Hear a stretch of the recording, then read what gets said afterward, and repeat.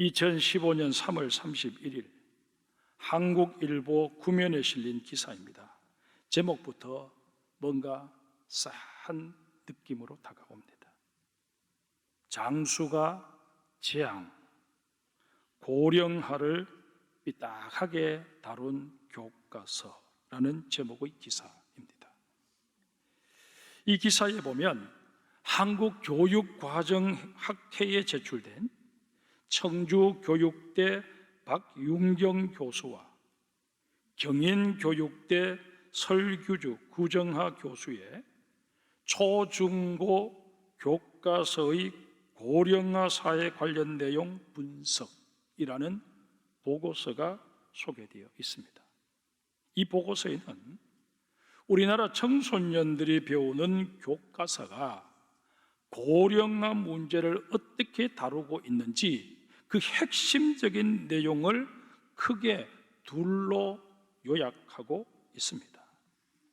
하나는 우리나라가 고령화 사회로 진입한 이후 노인 부양의 부담이 증가하고 그로 인해 경제 성장이 둔화할 뿐만 아니라 국가 경쟁력이 약해지면서 급기야 노인 문제가 심각한 사회 문제로 부각하고 있음을 지적하고 있는 내용입니다. 또 다른 하나는 이에 대한 해법을 국가와 사회가 내어놓아야 한다 하는 내용입니다. 이게 교과서의 내용이라는 것입니다.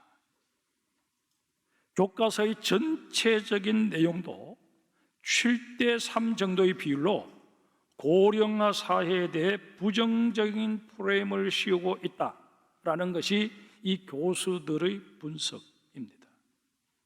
그러면서 내린 논문의 결론이 초중고 학생들이 배우는 교과서의 논지가 고령화 사회가 오면 국가는 재앙을 맞게 되고 사회는 세대 간 갈등에 휩싸이게 되는 만큼 이 모든 문제에 정부가 나서서 해결책을 내놓아야 한다라는 견해를 취함으로 결국 우리 자녀들이 기성세대 곧 부모 세대에 대해 은근히 반감을 갖도록 부추기고 있다라는 것이었습니다. 우리 자녀들이 학교에서 배우기를 이렇게 배우다 보니 한 설문조사에서 부모님이 65세 정도까지만 살았으면 좋겠다라고 대답하는 학생이 다수를 이루었다는 것, 크게 놀랄 일도 아니라는 것입니다. 젊은 세대들의 바람대로라면 저를 포함해서 여기 앉아 계신 분들, 지금 이 자리에 앉아 계시면 안 될 분들 부지기수라고 여겨집니다. 저는 이런 기사를 보면서 정말 만감이 교차했습니다. 너 늙어 봤냐? 나는 젊어 봤단다 라는 서유석 씨의 노래 가사도 생각나고, 너의 젊음이 너의 노력으로 받은 상이 아니듯 내 늙음도 내 잘못으로 받은 벌이 아니다 라는 한 영화의 대사도 새삼 소환해 보게 되었습니다. 마가복음 13장에 보면 예수님께서 말세에 일어날 여러 가지 징조와 일들을 언급하시면서 12절에 자식들이 부모를 대적하여 죽게 하리라 말씀하십니다. 자녀 세대가 부모 세대 부양하는 일을 부담스러워하고 부모 세대의 장수를 바라지 않는 이런 세상에서 우리가 무슨 소망을 기대할 수 있겠습니까? 지금 다들 지구온난화의 문제로 인해 기상이변이 일어나고 있는 것 염려하면서 이게 지구 종말의 징후가 아니냐 그렇게 말들을 합니다. 그러나 여러분, 하나님께서 주신 5번째 계명, 내 부모를 공경하라라는 이 계명이 자녀들의 마음에 별로 와닿지 않는 이런 세태가 오히려 더 심각한 종말의 징후임을 우리는 아셔야 할 것입니다. 여러분, 어떻게 하는 것이 하나님께서 원하시는 효도를 하며 사는 비결인지, 어떻게 하는 것이 약속이 있는 부모 공경을 실천하며 사는 것인지, 오늘 우리에게 말씀하시는 우리 하나님의 말씀에 귀를 기울여 봅시다. 첫째로 하나님께서 원하시는 효도는 주 안에서 실천되어야 합니다. 본문 1절을 제가 다시 읽겠습니다. 자녀들아, 주 안에서 너희 부모에게 순종하라. 이것이 옳으니라. 우리가 주님 안에서 부모에게 효도한다는 게 무슨 의미일까요? 두 가지로 생각해 볼 수 있습니다. 먼저, 부모님이 그리스도인인 경우입니다. 우리 부모님이 주님을 믿으실 경우 이 주 안에서라는 표현은 주님께 하듯이 라는 의미로 해석할 수 있습니다. 그리스도인 부모는 하나님의 대리자입니다. 물론 그리스도인 부모라고 해서 다 옳고 다 완벽한 것은 아닙니다. 정말 내가 받아들이기 힘든 구시대의 신앙관을 고집하며 꼰대 같은 모습을 보이실 때도 없지 않아 있으십니다. 그러나 그것과는 별개로 우리는 부모님에게 하나님께서 주신 축복권을 귀하게 여길 수 있어야 합니다. 하나님께서 나를 위해 놀라운 은혜와 복을 예비해 놓으셨는데 그 은혜와 복이 내게 임할 수 있는 통로가 누구냐? 바로 우리 부모님입니다 하는 사실을 기억하셔야 합니다. 창세기 17장 7절 8절에 보면 하나님께서 아브라함에게 이런 말씀을 하십니다. 내가 내 언약을 나와 너 및 내 대대 후손 사이에 세워서 영원한 언약을 삼고 너와 내 후손의 하나님이 되리라. 내가 너와 내 후손에게 내가 거류하는 이 땅 곧 가나안 온 땅을 주어 영원한 기업이 되게 하고 나는 그들의 하나님이 되리라. 하나님께서 아브라함과 언약을 맺으시면서 아브라함 당대만이 아니라 아브라함 후손 대대로 이 언약이 유효함을 천명하십니다. 하나님께서 아브라함과 이 약속을 맺으실 때 약속의 아들 이삭은 태어나지도 않았습니다. 그러하고만 하나님께서는 지금 내가 아브라함 너와 맺는 이 언약은 장차 태어나게 될 너의 아들 이삭에게도 손자 야곱에게도 증손자 요셉에게도 유효하다 말씀하십니다. 이게 뭘 의미할까요? 믿음의 부모는 하나님의 복이 임하는 통로라는 것입니다. 성도 여러분, 여러분의 부모님이 먼저 믿으셨고 그 부모님으로 인해 여러분들에게 믿음이 전수되어졌다면 그 사실 하나만으로 부모님께 내가 맺어야 할 하나님과의 언약을 미리 맺어주심에 감사합니다, 그렇게 고백하며 머리 숙일 수 있어야 할 것입니다. 또한 그렇게 받은 믿음인 만큼 내가 믿음의 계승자라고 하는 사실에 대해서 자랑스러워하고 계승자로서 살아가는 일에 최선을 다하셔야 합니다. 아울러 하나님께서 약속하신 복을 받기에 합당한 부모 공경의 삶을 살아야 합니다. 부모를 공경하는 이 일로 여러분들의 믿음의 그릇을 키워낼 수 있어야 한다 하는 것입니다.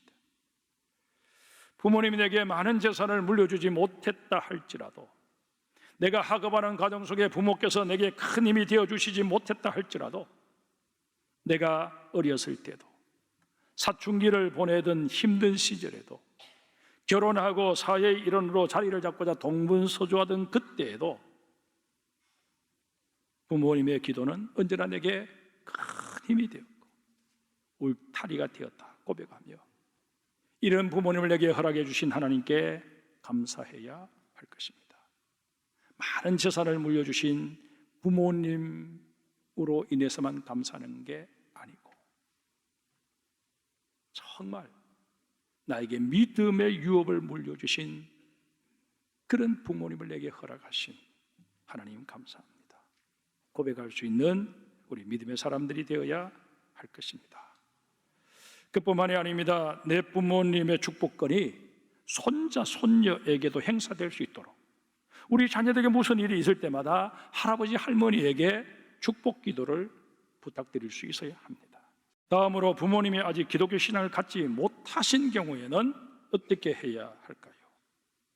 부모님이 그리스도인이 아니실 경우 그분들에게 그리스도인인 내 입장을 좀 이해해 달라고, 내 생활 양식이나 가치관을 이해해 달라고 그렇게 무작정 얘기를 드린들 그분들이 그것을 액면 그대로 받아들이실 리 만무합니다.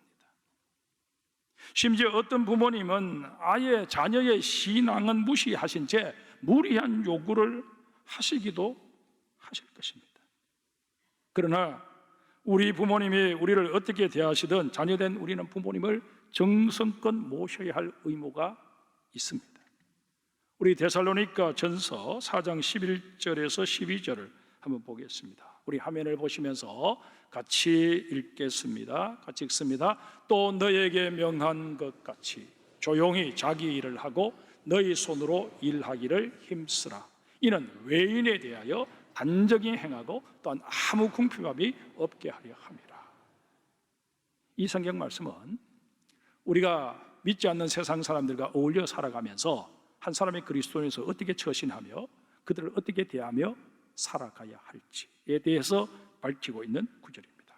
그렇다면 이 구절은 믿지 않는 우리 부모님에게도 얼마든지 적용 가능한 구절입니다. 11절에 보면 조용히 자기 일을 하라 라고 말씀하고 있는데, 아직 주님을 믿지 않는 부모님이나 형제자매, 일가 친척들과의 관계에서 내 주장을 너무 강하게 하지 말라는 것입니다. 여러분, 지나치게 내 신앙적인 입장을 고수하고 그 주장을 펴게 될 경우 반드시 거기에는 다툼이 일어나게 되어 있습니다. 불편한 관계가 만들어질 수밖에 없습니다. 효도의 근본은 형제 자매 시간에 화목하게 지내는 것입니다. 그 어떤 이유에서든 불합거리를 만드는 우리가 되어서는 아니 됩니다. 그 어떤 이유에서든 부모님이 보시는 앞에서 말다툼을 하거나 신앙적인 논쟁을 벌이는 것은 백해무익할 뿐입니다. 여러분이 기독교에 대해서 반감을 가지고 공격해오는 여러분의 형제 자매와 말다툼을 해서 여러분들이 논리적으로 이겼다고 한번 가정을 해봅시다. 그게 무슨 유익이 되겠습니까? 말싸움에서 진 여러분의 형제 자매들이 내 동생의 논리가 옳다, 내 누나의 논리가 옳네, 그렇게 여러분 인정해 줄 것 같습니까? 오히려 그들은 기독교에 대해서 더 반감을 가지면서 복음에 대한 마음의 문을 닫아버릴 가능성이 큽니다. 또한 가족 구성원으로서 자신이 감당해야 할 책임이나 몫에 대해서는 앞장서서 감당하려는 자세를 취하셔야 합니다. 금전적인 문제가 불거지면 계산 빠른 편에 서서는 결코 아니 됩니다. 다른 형제들이 하자는 대로 따라가는 것이 좋고 거기에 한 발 더 나가서 손해보는 쪽에 서는 것이 지혜롭습니다. 믿지 않는 부모님이나 형제 자매들은 내가 장성교회에서 어떤 직분을 가지고 있고 어떤 사역을 감당하고 있고 교회 교인들에게 어떤 평가를 받고 있는지 별로 관심이 없습니다. 실제로 가족과의 관계 속에서 내가 어떻게 처신하는지, 형제 자매 간의 내 마음 씀씀이가 어떠한지 거기에 관심을 둘 뿐입니다. 우리는 바보 같다 하는 소리는 들을지언정 깍쟁이 같다 하는 말을 들어서는 아니 됩니다. 역시 믿는 형제가 뭐가 나아도 낫다. 부모님을 모심에 있어서도 정말 기독교인 우리 동서가 그래도 제일 낫고 제일 고생했다, 그런 얘기를 우리는 들을 수 있어야 합니다. 그런데 여러분, 우리가 아직 주님을 믿지 않는 부모님을 공경함에 있어서 절대로 소홀히 해서는 안 될 중요한 사실이 하나 더 남아 있습니다. 그것은 바로 부모님의 영혼을 위한 효도입니다. 부모님께 예수 그리스도를 소개하고 복음을 전하는 것, 이게 주 안에서 부모에게 순종하는 최상의 비결입니다. 자녀 중에 그 누구도 나는 부모님의 사랑과 은혜를 다 갚았다, 그렇게 말할 수 있는 사람이 누가 있겠습니까? 게다가 부모님이 아직 믿지 않고 계시는데 내가 매달 얼마의 용돈을 드렸다고, 명절 때 좋은 선물 해드렸다고, 몇 번 찾아뵀다고, 나는 내 할 도리를 다 했다, 그렇게 말하는 것 자체가 어불성설입니다. 말 자체가 안 된다는 것입니다. 아직 부모님께 예수 그리스도를 전하지 못한 분이 계시다면 가능한 대로 빨리 부모님께 예수님을 전하셔야 합니다. 부모님의 연세가 점점 높아지시면서 건강도 하루가 다르게 달라지고 계시는데 절대 늦출 일이 아닙니다. 건강이 많이 안 좋아지셔서 요양원에 모실 수밖에 없는 그런 상황이 벌어지고 나서야 다급하게 요양원 찾아가서 정신도 맑지 않으신 그 부모님에게 복음 전하고, 그 부모님이 그저 자녀가 얘기하니까 고개 끄덕끄덕 한번 했다고 해서 우리 부모님 예수 영접했다고, 우리 부모님 이제 믿음의 사람 되었다고, 그렇게 여러분 착각할 문제가 아니라는 것입니다. 그저 내 좋은 대로 아전 인수식으로 해석해 버릴 것이 아니라 정말 부모님이 조금이라도 정신이 맑으실 때 부모님에게 복음을 전해서 그분들이 예수를 나의 구세주로 고백하는 그런 놀라운 사건이 일어날 수 있도록 해야 하지 않겠습니까? 여러분, 이 세상에서 내가 가장 사랑할 수밖에 없고 내가 가장 존경해야 될 내 부모님이 예수 믿지 않고 이 땅의 삶을 마감한다면, 그래서 그분의 사후의 삶에 대해서 내가 아무런 확신도 가질 수 없다면 이보다 안타까운 일이 어디에 있겠습니까? 조금이라도 정신이 맑으실 때 그분들에게 복음을 전하고자 애쓰는 그런 우리 자녀분들이 되시기를 주의 이름으로 축복합니다. 두 번째로, 우리 그리스도인의 효도는 부모에 대한 공경으로 표현되어야 합니다. 본문 2절을 우리 같이 읽겠습니다. 내 아버지와 어머니를 공경하라, 이것은 약속이 있는 첫 계명이니. 부모를 공경하라라고 할 때 공경하다에 해당하는 히브리어가 카베드입니다. 일반적으로 이 카베드라고 하는 단어는 하나님을 경외한다라고 할 때 사용되는 단어입니다. 그렇다면 성경 기자가 굳이 하나님을 경외하라라고 할 때 사용되는 이 카베드라고 하는 단어를 다섯 번째 계명, 내 부모를 공경하라라는 계명에 사용한 이유가 뭘까요? 어휘력이 부족해서? 마땅한 단어가 생각나지 않아서 이 단어를 쓴 것일까요? 아닙니다. 부모를 공경하는 행위 자체가 하나님을 섬기듯 이루어져야 함을 일깨워 주기 위함입니다. 그런데 여러분, 효도는 부모님 가만히 앉아서 그냥 시중만 받으세요, 그렇게 말하는 게 아닙니다. 부모님이 가지고 계시는 지식이나 경험 다 시대에 뒤떨어진 것이기 때문에 부모님은 나서서 이래라 저래라 말씀하지 마시고 그저 차려드리는 대로 드시면 됩니다, 그렇게 말하는 게 아니라는 것입니다. 우리가 정말 제대로 된 효도를 하려면 가정의 어른으로서 우리 자식들을 위해, 손자 손녀들을 위해 뭔가 의미 있는 일을 계속 하실 수 있도록 기회를 드려야 합니다. 어떤 유치원에서 어버이날을 맞아 효도잔치를 했습니다. 그런데 그 잔치에 초청된 대상이 아버지 어머니가 아니라 할아버지 할머니였습니다. 할아버지 할머니가 오셔서 손자 손녀들을 격려해 주시고 또 재미있고 유익한 옛날 이야기들을 들려주시도록 그렇게 계획한 것입니다. 저는 개인적으로 그 유치원의 효도교육이 방향을 잘 잡았다고 생각합니다. 핵가족 시대에 사는 요즘 아이들, 가족이라고 하면 그저 아버지, 어머니, 내 동생, 그 정도가 전부입니다. 할아버지 할머니는 1년에 한두 차례 뵙는 분 정도로 생각할 뿐입니다.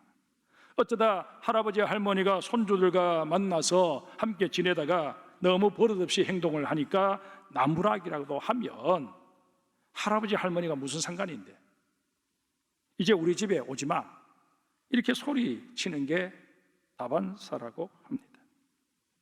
어디서부터 잘못된 것일까요? 이건 그런 말을 하는 그 자녀를 그때만 혼내고 그칠 문제가 아닙니다. 우리 아이들의 생각을 근본적으로 바꾸어야 합니다. 오늘 이 예배에 참여하고 계시는 젊은 세대들은 정말 이 문제를 깊이 생각하셔야 합니다.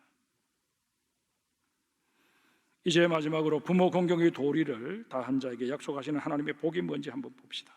3절 말씀입니다. 이로써 내가 잘되고 땅에서 장수하리라. 엄밀한 의미에서 효도는 상을 받기 위해서 하는 게 아닙니다.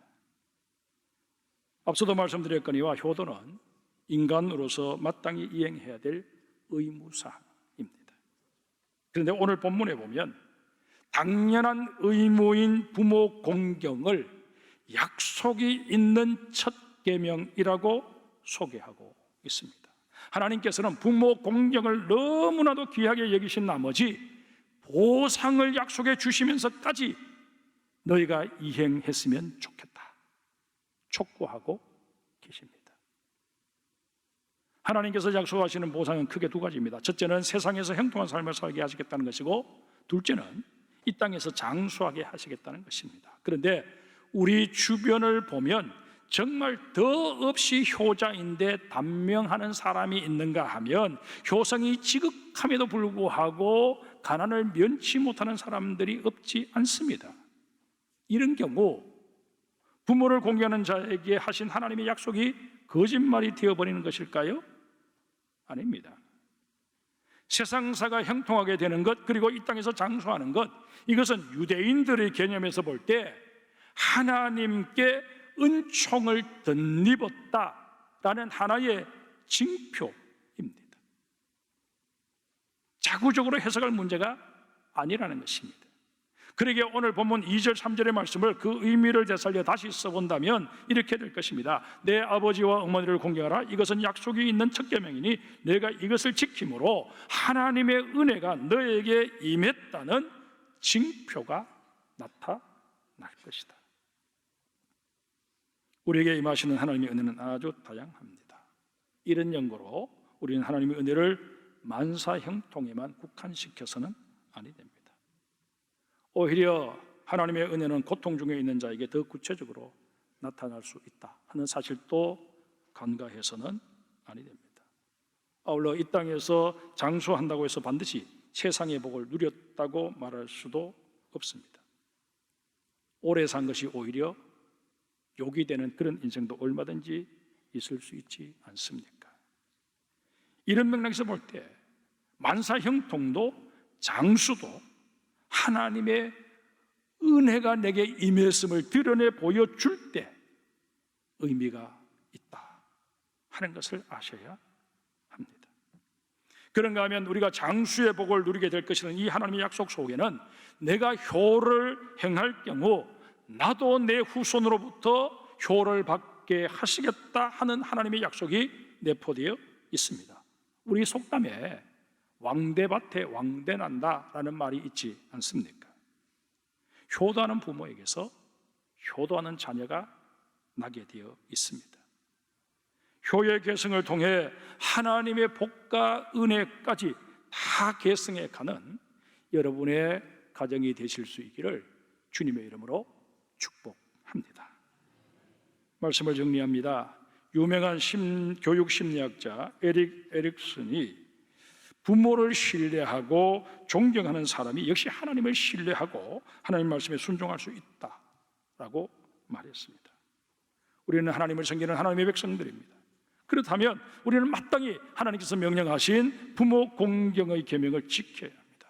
그리고 그 계명을 지킴으로 더욱 하나님을 신뢰하고 하나님의 명령에 순종하는 삶을 살아야 합니다. 자녀들아, 주 안에서 너희 부모에게 순종하라. 이것이 옳으니라. 내 아버지와 어머니를 공경하라. 이것은 약속이 있는 첫 계명이니 이로써 내가 잘 되고 땅에서 장수하리라. 오늘 우리에게 주시는 하나님의 말씀입니다.